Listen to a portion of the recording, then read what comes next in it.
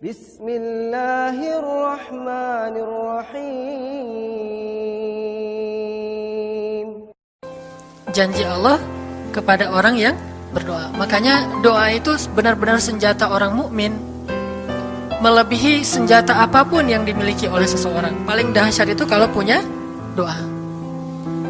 Jadi kalau orang yakin kepada Allah, maka dan keyakinan dia kepada Allah lebih besar daripada keyakinan dia kepada apapun, maka selama dia masih bisa berdoa kepada Allah, dia tenang. Ada masalah dikit, oh Ilahi. Ada masalah dikit, Ilahi. Ada masalah dikit, Rabbi. Terus saja. Ada masalah sepele apapun, minta ke Allah. Ada masalah apapun, minta ke Allah. Dan kata Nabi, janganlah kalian menjadi lemah dalam berdoa, karena sesungguhnya tidak akan binasa seseorang selama dia masih berdoa kepada Allah. Itu hadis Nabi dari Aisyah.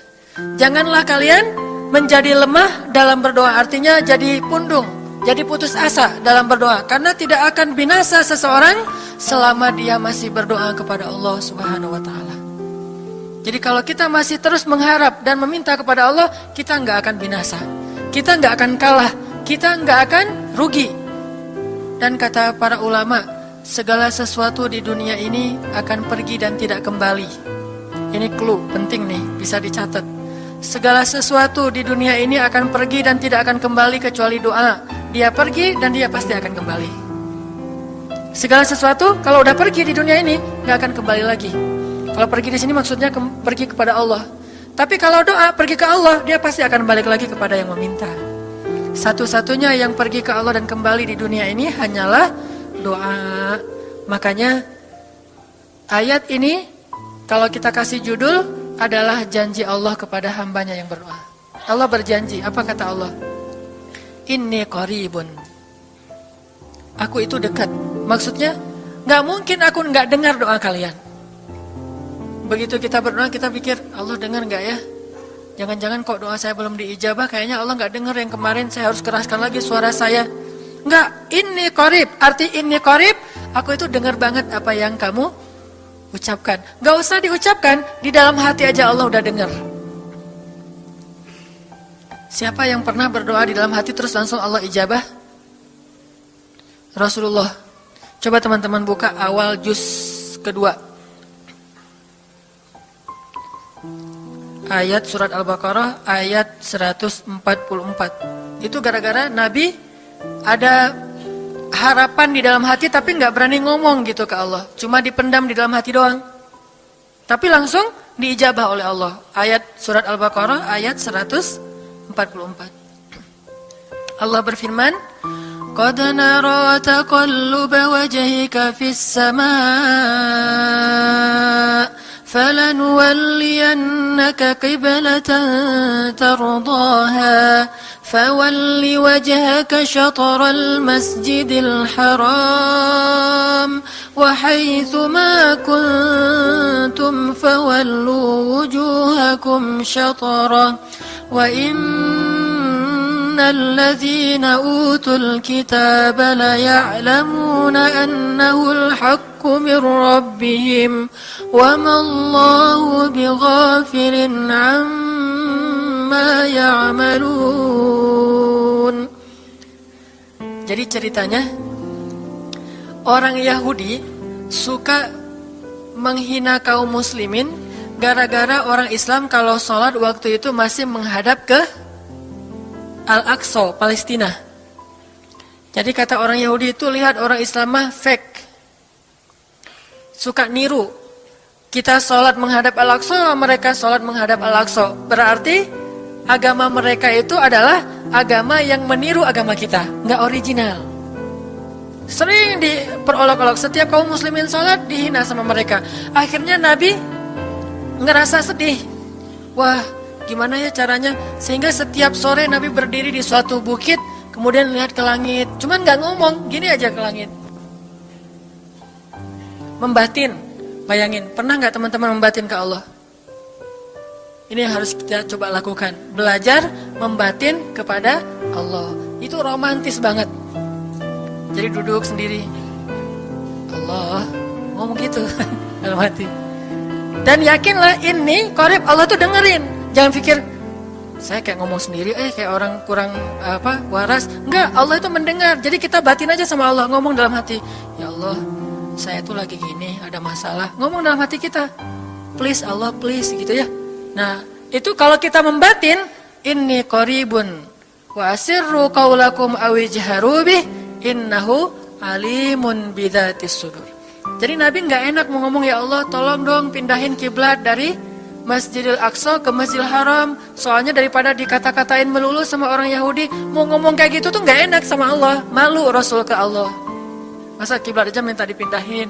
Akhirnya Nabi cuma ngelihat ke langit aja tiap hari. Udah selesai, pulang. Besok lihat lagi ke langit. Turunlah ayat ini. Sesungguhnya kami telah melihat bagaimana kamu selalu menengadahkan wajahmu ke langit. Maka kami palingkan kiblat ke arah yang kamu sukai. Coba lihat.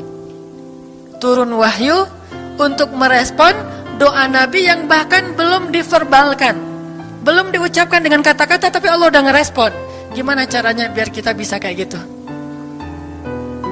Melihat seorang cewek cantik, kayaknya kerudungnya soleha gitu ya. Kuliahnya di UIN misalnya. Atau di pesantren mana gitu. Ternyata pas kita tanya-tanya ke teman-teman kita, oh dia tuh lagi belajar Al-Quran di masjid. Sekarang lagi hijrah banget.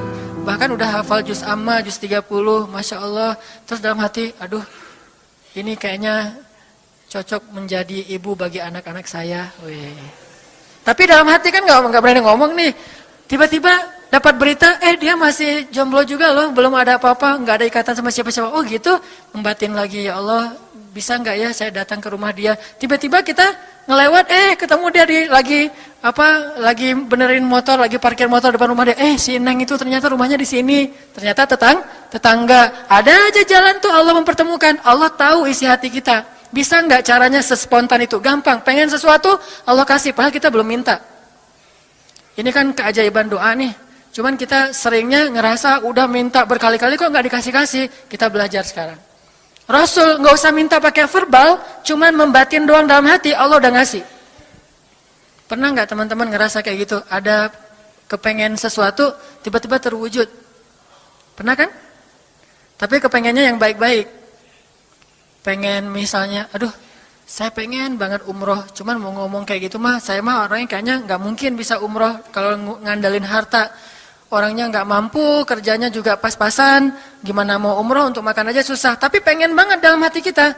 Dan itu rindunya tuh rindu banget. Setiap kali ngelihat video atau tayangan di TV tentang umroh dan haji, menitikkan air mata. Saking kangennya ke Baitullah. Allah tahu itu dalam hati kita. Tiba-tiba ada jalan. Ada aja jalannya.